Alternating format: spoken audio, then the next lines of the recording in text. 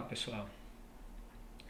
Para facilitar o aprendizado de vocês com relação a esse conteúdo do segundo bimestre, né, Filosofia Política Antiga e Medieval, eu decidi fazer um vídeo de revisão e também um vídeo resumo. Com isso, é claro que ele vai ser bem menor que aquele inicial, mas vocês têm que colocar na cabeça que aquele inicial eu estava mantendo a mesma metodologia de sala de aula, dizendo página, capítulo, lado de folha, linha para que vocês marquem. Isso obviamente acaba pegando um tempinho. Nesse vídeo de agora, isso não vai ocorrer, tá certo? Eu vou mostrar para vocês apenas para que fique fácil de vocês acompanhar o que eu estou falando, onde eu estou falando e assim por diante. Então vai ser um vídeo bem menor. Isso não quer dizer que ele vá substituir totalmente o vídeo anterior. Dá sim para você aprender alguma coisa só com esse vídeo e não vendo o primeiro. Mas o ideal, pelo menos, né, seria que você visse o primeiro vídeo e o segundo vídeo, tá certo? Se depois desse vídeo ainda permanecer algumas dúvidas, entre em contato comigo pelo PV, tá certo? E a gente vê o que pode fazer, tá bem? Então vamos lá. O conteúdo, tá certo? Política Antiga e Medieval, no livro de Filosofando, Introdução à Filosofia, tá certo? Que é o livro que a gente utiliza. O assunto está no capítulo 19, ok? E na página 255, ok? Seguinte, primeira coisa que eu quero que vocês entendam quando a gente fala de política é que normalmente sempre se afirma que a política foi uma invenção grega e mais especificamente uma invenção ateniense.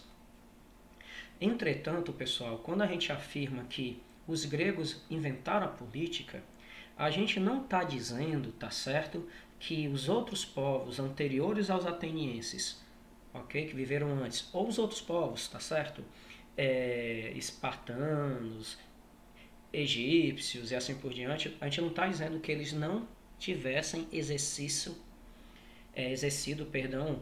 o poder político. Aqui cabe uma diferença que vocês têm que entender. Relembra que a gente já estudou, pessoal, que poder é quando eu tenho a capacidade de fazer com que alguém realize a minha vontade. Política é só uma dessas formas de poder, tá bem? E ainda tem um outro detalhe.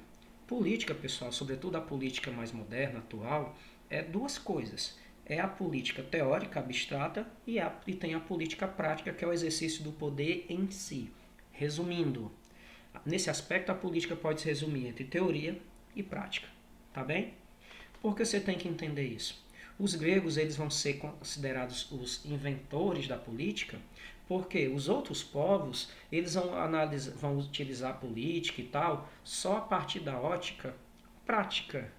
Os gregos vão ser os primeiros a pensar a política do ponto de vista teórico. Como assim? Enquanto os outros povos tinham um rei ou um grupo que mandava, acabou a história, os gregos vão ser os primeiros, tá certo? Os atenienses vão ser os primeiros a pensar o que é política, o que é poder, o que é justiça e assim por diante. Vocês estão vendo a diferença? Tá certo? Repetindo, quando eu digo que os atenienses, os gregos inventaram a política, eu não estou dizendo que ela não existia nos outros povos. A diferença é que nos outros povos ela era prática, enquanto os gregos vão pensar ela a partir de um ponto de vista teórico. Tá bem? Pois bem. Olha só, para início de conversa, vocês têm que entender também que nem sempre, quando a gente fala de política, que vem a ideia, a questão de democracia, cidadania e assim por diante, até mesmo os seus criadores, os atenienses, não quer dizer que sempre existiu não, tá certo? O apogeu da democracia ateniense vai ocorrer no século V a.C., com um governante chamado Péricles. Tanto é que vai ficar conhecido como século de ouro e assim por diante, tá bem? É curioso vocês entenderem o seguinte, que vai ocorrer um conjunto de transformações que vão resultar, tá certo? Na extinção da tirania, da monarquia em Atenas e no surgimento da democracia. Mas é fundamental que vocês entendam um detalhe. A democracia ateniense, ela é diferente da nossa democracia, apesar de ser a raiz dela, tá certo? A democracia atual, ela é diferente da democracia ateniense. Primeira coisa que vocês têm que colocar na cabeça de vocês nesse aspecto é que a democracia ateniense ela era direta, enquanto a nossa democracia atual, ela é indireta. Indireta em que sentido? Enquanto na democracia ateniense grega, tá certo? Quando ia se escolher alguma coisa, os cidadãos iam para a praça lá e diziam o seguinte, vou dar um exemplo. Bora entrar em guerra? O pessoal levantava a mão. Sim. Aí eles contavam. O pessoal que era contra levantava a mão e eles contavam. E vencia a maioria. Quer dizer o seguinte, todo mundo participava. Na nossa democracia indireta, participativa, nós escolhemos pessoas e essas pessoas vão nos representar e tomar as decisões. Vocês estão entendendo a diferença? Ok? Isso é bem curioso e interessante que vocês aprendam, tá certo? Pois bem, quando a gente fala da ideia de democracia, política, coloca uma coisa na cabeça de vocês. A ideia de justiça. Porque a gente comenta o que é política e assim por diante, e também o que é justiça. Nesse aspecto, pessoal, nós vamos ter uma diferençazinha, tá certo? Nós vamos ter um grupo denominado sofistas, e nós vamos ter outros como Sócrates, Platão e Aristóteles. Mais precisamente Platão e Aristóteles. Esses dois grupos, tá certo? Sofistas e Platão e Aristóteles, por exemplo, eles vão pensar a política de forma diversificada, diferente. E é muito interessante que vocês entendam, compreendam, não só para efeito de conhecimento, para que vocês possam também pesar, tá certo? Prós e contras e assim por diante. Primeira coisa que eu quero que vocês aprendam com relação aos sofistas. Eles eram muito criticados pelos outros filósofos. Por quê? Enquanto os outros filósofos buscavam a ideia de verdade absoluta, conceito e assim por diante, os sofistas eles se baseavam em duas coisas, retórica e oratória. Oratória, pessoal, é a arte de falar bem, tá entendendo? De saber falar. Enquanto a retórica é a arte de convencer, persuadir. Por que isso é interessante para vocês? Os outros filósofos, como Sócrates, Platão, Aristóteles e assim por diante, eles acreditavam que existia a ideia de verdade absoluta, verdade universal, ok? Os sofistas, eles vão ser contra esse conceito e vão dizer o seguinte, não existe verdade absoluta, o que existe é ponto de vista, ok? Não existe uma verdade universal, o que existe é apenas opiniões. Agora é interessante vocês entenderem o seguinte, porque também eles eram criticados fora o fato deles não acreditarem em verdade absoluta? É porque eles vendiam seu conhecimento. Como assim? Alguém queria aprender a falar, contratava eles, pagava e eles ensinavam técnicas que a pessoa poderia usar para convencer alguém. Por isso que alguns filósofos como Sócrates chamavam os sofistas de prostitutas, tá certo? Mas quando se trata de política, é interessante você entender o seguinte, que os sofistas, pessoal, eles vão ser muito importantes quando a gente fala de democracia. Por quê? Olha só. Antes da democracia, quando nós temos reis e assim por diante, um rei não precisa convencer ninguém. A vontade dele é a verdade. Acabou. Se ele quer, está acabado. Entretanto, a partir do momento que eu tenho o desenvolvimento da democracia, onde um cidadão não é melhor que o outro, um precisa convencer o outro. Um tem que convencer para que a sua vontade seja realizada. Então, nesse aspecto, os sofistas vão ser, sim, vão ser e muito importantes, tá certo? Seguinte, por isso que eles são considerados como precursores do modelo de democracia, tá entendendo? Desse modelo que se baseia no embate de ideias e assim por diante. Isso aqui é fundamental para que vocês possam compreender a importância dos sofistas para a democracia, tá certo? Pois bem, continuando. Para os sofistas, pessoal, a ideia de o ser humano, ele não é, por natureza, um ser político. Como assim? Segundo os sofistas, os homens, por necessidade, por conveniência, se juntam para poder sobreviver, porque o ser humano sabe que sozinho não é capaz de fazer nada. Então ele se junta por necessidade. Quando ele se junta por necessidade, você tem aqui a criação de um grupo, não pode ser mais feito só à vontade um do outro, tá entendendo? Eu preciso de leis para regular o relacionamento das pessoas. A necessidade dessa lei, o consenso de que a sociedade precisa de lei, para os sofistas, é o que é a justiça. Resumindo, justiça é a consciência que eu tenho de que o mundo precisa de leis. Acabou. Isso é justiça para os sofistas. E vocês vão ver, pessoal, que existe uma diferença de justiça para os sofistas, para Platão, para Aristóteles e assim por diante, tá bem? Mas importante agora, para os sofistas, justiça é o quê? É o consenso de que eu preciso de lei dentro de uma sociedade para sobreviver. E o que é política?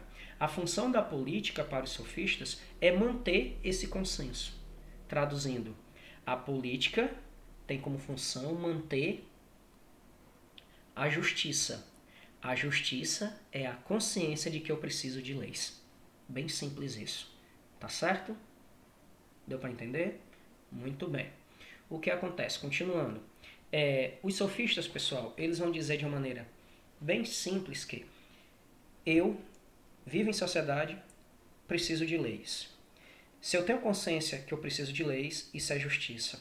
A manutenção dessa consciência de que eu preciso de leis é a que eu chamo de política, ok?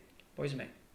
Agora vamos falar um pouquinho da ideia de Platão, tá certo? Pessoal, quando a gente fala de Platão, seu pensamento político vai se encontrar sobretudo nas suas obras, A República e Leis, tá bem? Quero que vocês entendam o seguinte. Para Platão, assim como para Aristóteles, o ser humano ele é por natureza um ser político. Aqui nós já vamos ter uma diferença deles dois para os sofistas. Enquanto os sofistas, o ser humano se junta em sociedade por conveniência, para Platão e Aristóteles, o ser humano participa da sociedade por necessidade. Por quê? Porque o ser humano é biologicamente, naturalmente político. Ok? Tem essa diferença. Mas continuando a ideia de Platão com relação à justiça e à política, eu quero que vocês entendam o seguinte, tá certo? Aqui nessa página vai comentar isso bem direitinho. Platão, pessoal, ele tem uma ideia de que ele vai fazer uma ligação entre o homem e a sociedade. Segundo ele, o ser humano tem três naturezas, tá certo? Uma natureza concupiscente, uma natureza colérica, e uma natureza racional. A natureza concupiscente é aquela que busca simplesmente satisfazer seus desejos. A natureza colérica é aquela violenta que busca a sobrevivência do ser humano, do corpo e assim por diante. E a natureza racional, tá certo? É aquela que é baseada justamente na razão. Ok? Segundo Platão, tá certo? O ser humano tem essas três naturezas. Por que é interessante você entender isso? Porque para Platão a sociedade também pode ser dividida dessa forma, ok? Platão ele vai pensar uma cidade, uma utopia chamada Calípolis, em que todo mundo, inclusive mulheres, Platão era contra tirar a mulher da política, que acontecia na Grécia, todo mundo tinha a mesma educação, ok? Todo mundo ia para a mesma escola, tinha o mesmo nível de educação, de instrução e assim por diante. Mas ele também vai dizer o seguinte, prestando atenção. Todo mundo até os 20 anos estuda na mesma educação, tá certo? Na mesma escola. Depois de 20 anos ele passa por uma prova, ok? Nessa prova, se ele passar, ele continua estudando. Quem fica reprovado para de estudar recebe o título de alma de bronze e vai ter como função cuidar da cidade, tá bem? Quer dizer o seguinte, dessas pessoas que formam a chamada alma de bronze, elas vão ter como virtude, tá certo? A temperança. Ele tem que deixar de lado as suas vontades para satisfazer a vontade da sociedade. Aqueles que continuaram os estudos depois de algum tempo, é feita uma nova avaliação. Os que passam nessa prova continuam, tá certo? Estudando. Os que são reprovados param de estudar e recebem o título, pode dizer assim, de almas de prata. Eles têm que ter como virtude a coragem, porque a função deles é proteger a cidade. Continuando, aqueles que continuaram os estudos, tá certo? Depois de algumas outras provas e assim por diante, depois de alguns anos estudando, eles recebem o título de alma de ouro. E cabe a eles a função de administrar a cidade, tendo como principal virtude, tá certo? A justiça, a ideia de honra e assim por diante, tá certo? Uma curiosidade aqui para vocês. Entendam isso. Repetindo, para Platão, o homem tem 3 naturezas. Da mesma forma, a sociedade se divide em 3 naturezas, ok? 3 almas. Cada alma tem uma virtude e cada alma tem uma função. O que divide essas almas é a questão dos estudos. Os primeiros que são reprovados recebem título de alma de bronze, tem que cuidar da cidade, tem como virtude a temperança. Continua os estudos, tem uma nova prova, os que são reprovados têm o título de alma de prata, tem que ter como virtude a coragem, tem como função cuidar da cidade. Os que continuam os estudos, lá para cima, recebem o título de alma de ouro. E eles seguem a razão, a lógica e assim por diante. São os filósofos, ok? De uma maneira bem resumida. Aqui entra uma coisa interessante, que é chamada sofocracia. Pessoal, de uma maneira bem simples, para que vocês possam compreender bem rápido, sofocracia, pessoal, é um sistema de governo em que o governante ou é um filósofo ou se torna um filósofo. Ok? Bem simples. Sofocracia, tá certo? É um sistema de governo em que quem governa são os filósofos. Por que para Platão essa é a única forma de governo mais justa? Porque, segundo ele, tá certo? Quem tem a alma de ouro, ou seja, os filósofos, são os únicos que são capazes de governar pela razão e pela lógica, não sendo dominado pelas paixões e assim por diante. Tá certo? Interessante também vocês entenderem o seguinte, que para Platão, essas almas, tá certo? Essas 3 almas não podem se misturar. Quem é da alma de prata se casa só com a alma de prata. Quem é da alma de bronze se casa só com a alma de bronze. E quem é da alma de ouro se casa só com a alma de ouro. Eles não podem se misturar, tá certo? Outra coisa também é que, para Platão, existe a virtude que está acima de tudo, que é o quê? A obediência suprema à lei. Tá certo? Justiça para Platão é você obedecer à lei. Acabou. Ok? E para ele o Estado pode utilizar qualquer forma para manter a lei. Ele pode prender, matar, surrar e assim por diante. Tá certo? O Estado pode recorrer à força. Uma coisinha também que vocês têm que guardar, pessoal, tá certo? É que Platão ele vai ser o primeiro pensador que vai discutir formas de governo.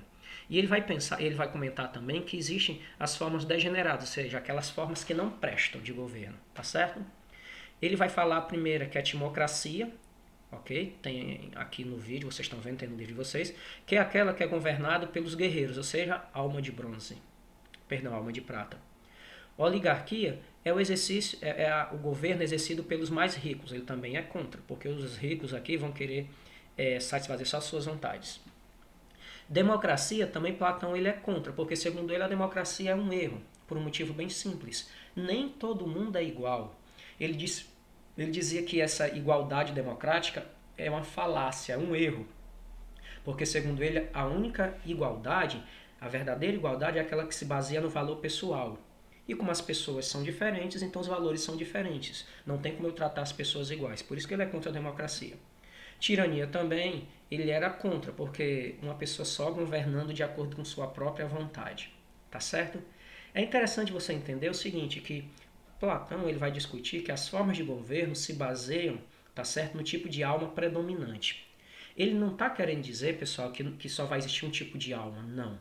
E sim um tipo de alma predominante, ok? Nós vamos ter as 3 almas aqui, mas a forma de governo correto, justo, é aquela em que a alma predominante, ou seja, a alma que comanda, é a alma de ouro. Se qualquer outra alma comandar, é um tipo de governo degenerado, ok? Agora a gente vai falar também um pouquinho de Aristóteles. Pessoal, Aristóteles ele vai divergir, na verdade ele vai criticar bastante, ele não vai aceitar a sofocracia, a política pregada pelo seu professor Platão, tá certo? Porque segundo ele é algo injusto, tá certo? E impraticável, tá certo? Segundo ele era algo desumano, por isso que não podia ser praticado. Quando a gente fala de justiça e política para Platão, para Aristóteles, perdão, você tem que levantar o seguinte, a ideia. Para Aristóteles, existem dois tipos de produtos, tá certo? Dois tipos de produtos, dois tipos de bens. Nós temos os bens partilháveis, tá certo? Distributíveis e os bens não distributíveis, ok? Por que você tem que entender esse tipo de bem? Porque é nesse tipo de bem que vai te ajudar a entender o que é justiça ou não para Aristóteles, tá bem? O bem distributivo, pessoal, era aquele que você podia distribuir para as pessoas, tá entendendo? Comida, por exemplo. Já o bem não distributivo, o bem partilhável, pode dizer assim, tá certo? Era aquele em que não podia ser distribuído, mas podia ser compartilhado. Por exemplo, o poder. O poder não pode ser dividido, mas ele pode ser compartilhado, entendeu?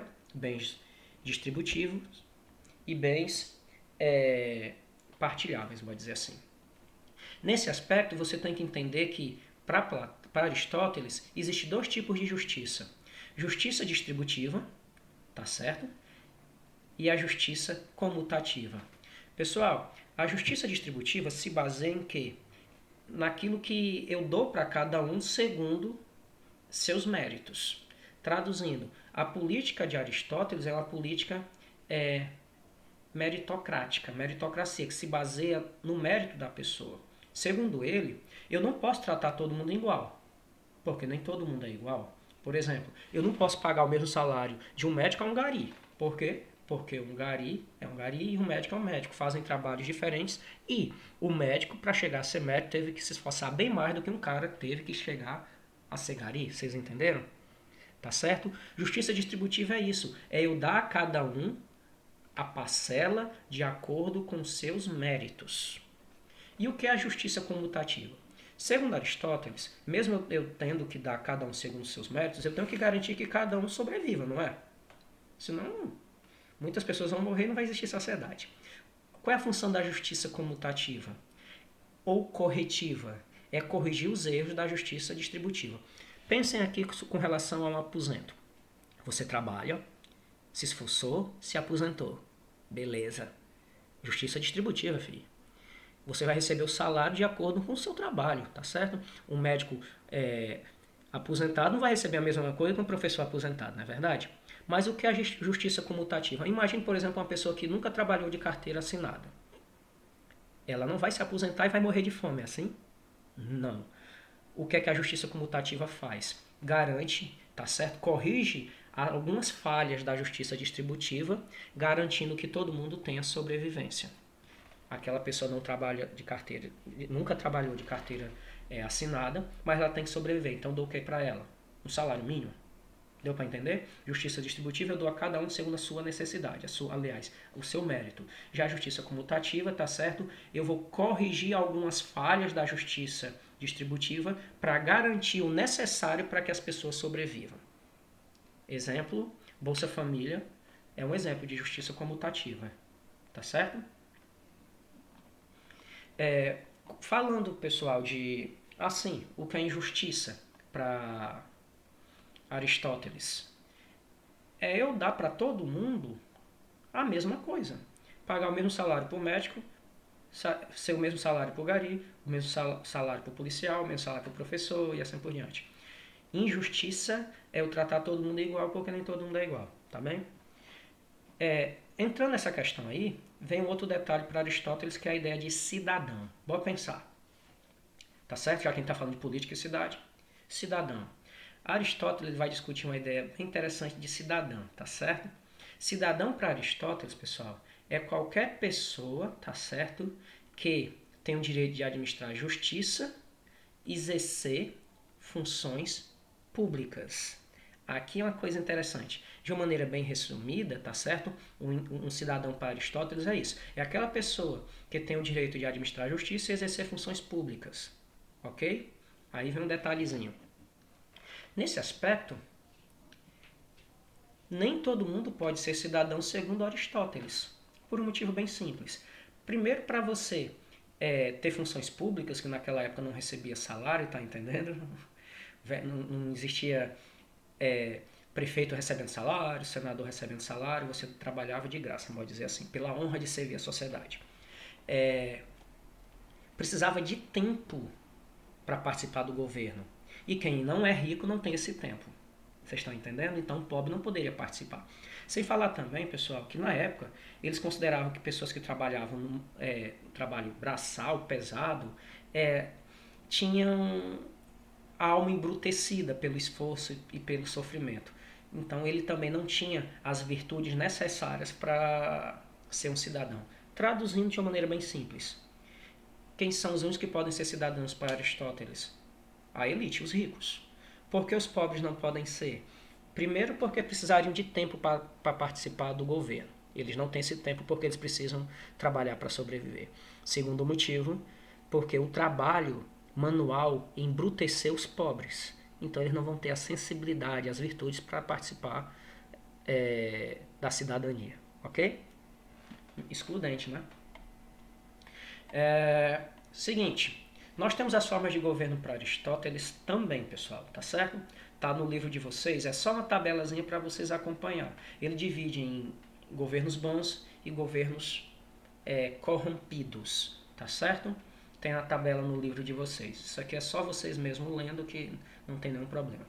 Mas uma coisa que vocês têm que entender é o seguinte, tá certo? Conceito de grego de bom governo. Aprenda uma coisinha interessante.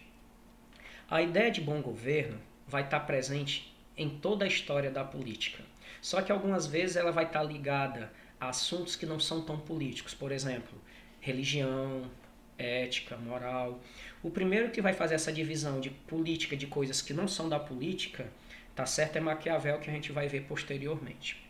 Mas aprendam uma coisa. Para Platão, a ideia de bom governo está ligado à natureza do governante.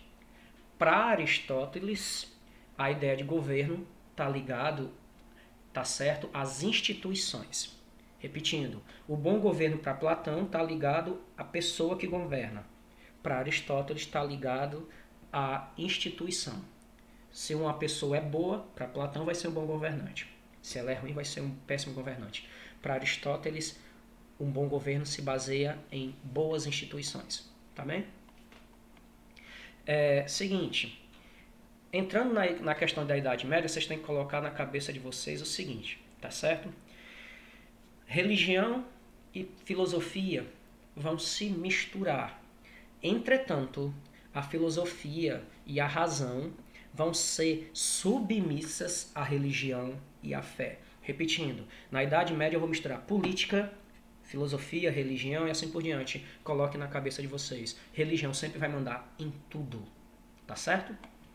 Aí entra uma coisa bem interessante. Se eu tenho essa relação entre filosofia e religião, entre razão e fé, como é que fica a relação entre Estado e igreja? Aí você vai ter uma mistura entre política e moral. E quando eu falo moral, estou falando da religião católica, tá certo? Você vai ter aqui uma divisão da função do Estado e da função da igreja. A natureza do Estado, pessoal, é secular. Ele tem que cuidar de coisas do mundo, mundanas, ok?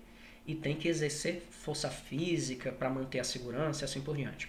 Já a natureza da igreja, ela é espiritual, é voltada para a religião e se baseia pela educação e persuasão. Repetindo, a natureza do Estado, ela é mundana, secular. A natureza da igreja, ela é espiritual. O Estado tem que utilizar a força física para manter a unidade do país, pode dizer assim. Enquanto a igreja tem que utilizar a educação e persuasão para levar as pessoas para Deus. Tá bem? Quando a gente fala, pessoal, na Idade Média de filosofia, religião, política, nós temos dois conjuntos de pensadores que estão ligados a contextos específicos. É a filosofia patrística, ou só patrística, tá certo? E a filosofia escolástica, também conhecida só como escolástica. A filosofia patrística tem esse nome, pessoal, porque se baseia nos padres da igreja, nos pais da igreja. Ela vai ter a função, basicamente, de condensar e organizar as doutrinas da igreja, vocês estão entendendo? Eles vão ser os primeiros a pensar o que é que pode ou não pode dentro da igreja católica, tá bem? A filosofia patrística vai utilizar bastante, sobretudo, o seu maior pensador que se chama Santo Agostinho, tá certo? Vai se utilizar de pensamentos de Platão, ok? Tá certo?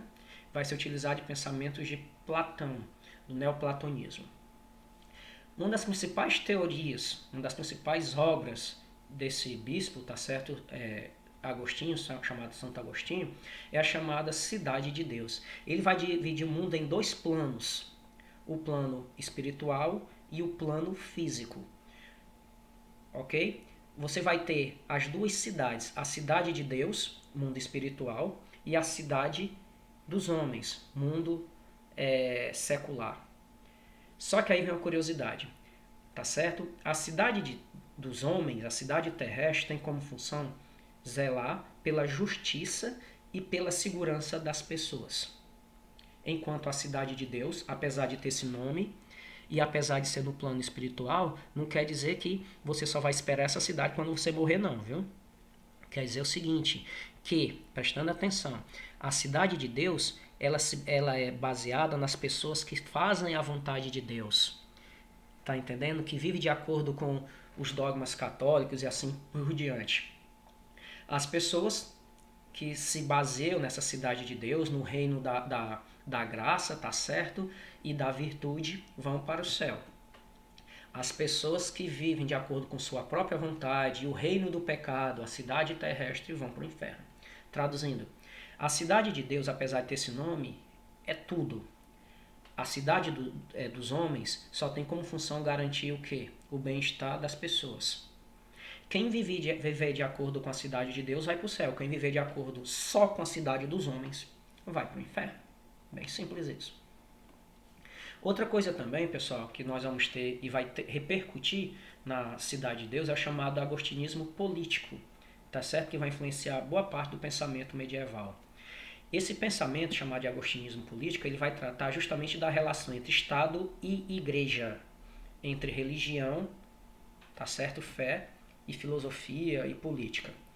E vem um detalhe: para o agostinismo político, Estado e Igreja devem trabalhar juntos para o bem-estar das pessoas, mas o Estado, os reis e assim por diante devem ser submissos à superioridade da Igreja. Ok? Bem resumido é isso. Agostinismo político, existe um confronto, uma relação entre Estado e Igreja. Os dois devem trabalhar juntos, só que a Igreja manda no Estado. Ou seja, o Papa manda nos reis, rainhas e assim por diante. Tá bem? Com relação à escolástica, pessoal, você vai ter sim uma busca por um equilíbrio entre Estado e religião, entre filosofia e razão, né, e fé e religião, ok? Esse pensamento, pessoal, da cidade de Deus, da filosofia patrística, tá certo? Que é denominada de religião idealista, né, que se baseia nas coisas não como são, mas como elas deveriam ser, vai misturar política com a moral cristã, tá entendendo? Quer dizer o seguinte, a igreja vai ter uma relação com o Estado, mas a igreja vai mandar no Estado. O padre vai mandar no prefeito, o papa vai mandar no rei e assim por diante. Isso só vai ser rompido com a teoria de Maquiavel que nós vamos ver posteriormente, tá certo? Mas voltando para Tomás de Aquino, pessoal, ele vai buscar um maior equilíbrio, tá certo? Só que enquanto aqui, pessoal, na patrística, você se volta mais para os dogmas da igreja, pode dizer assim, tá certo? Pelo próprio período, vai ser no início da Idade Média,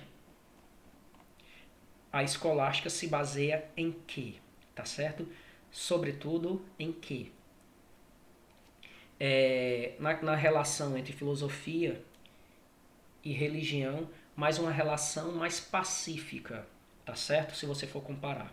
Sem falar também que ela vai ocorrer entre o século XI e o século XIV e XV, ou seja, até o fim da Idade Média, tá certo? E aqui é uma coisa interessante, pessoal, ok? Mesmo Tomás de Aquino aqui, a escolástica, sendo influenciada pelo pensamento de Aristóteles, tá certo? Uma ideia de Platão vai influenciar bastante eles aqui, a ideia de bom governo, tá bem?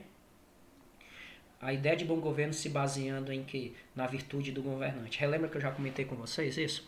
Para Platão, o bom governo se baseia na virtude da pessoa, enquanto para Aristóteles se baseia na virtude das instituições.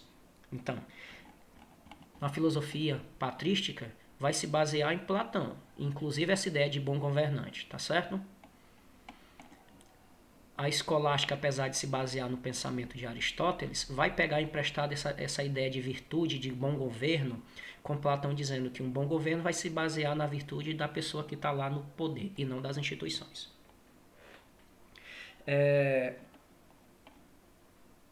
Teóricos pré-renascentistas. Pessoal, o Renascimento, tá certo, vai ser um movimento que vai trazer de volta arte, filosofia dos gregos antigos, tá certo?